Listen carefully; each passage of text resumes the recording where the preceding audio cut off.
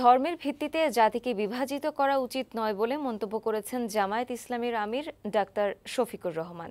তিনি বলেন, বৈষম্যবিরোধী আন্দোলনে যারা শহীদ হয়েছেন তাদের দলীয় তকমা দেয়া উচিত নয়, তারা সবাই দেশপ্রেমিক।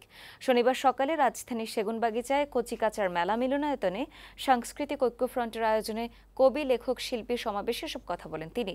এ সময় জামায়াতের আমির আরও বলেন, যে জাতির নিজস্ব বিশ্বাস নেই, সংস্কৃতি নেই, সে জাতি পেছনে পড়ে থাকে। বাঙালির সংস্কৃতির মূল অনেক গভীরে জানিয়ে একে আরও এগিয়ে নেওয়ার আহ্বান জানান তিনি।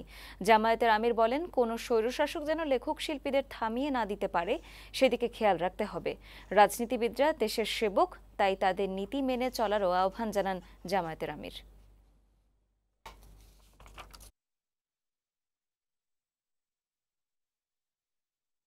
ধর্মের ভিত্তিতে জাতিকে বিভাজিত করা আমাদের কাজ নয়।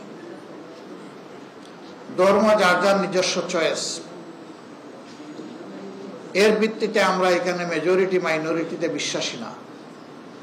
এদেশে যারাই জন্মগ্রহণ করবে তারা এদেশের গর্বিত নাগরিক। তারা তাদের নাগরিক অধিকার সকলের মতো ন্যায্যতার ভিত্তিতে অবশ্যই তারা ভোগ করবে। তাদের নাগরিক অধিকারের সামান্য চিহ্নটুকু কেড়ে নেওয়ার অধিকার কারণেই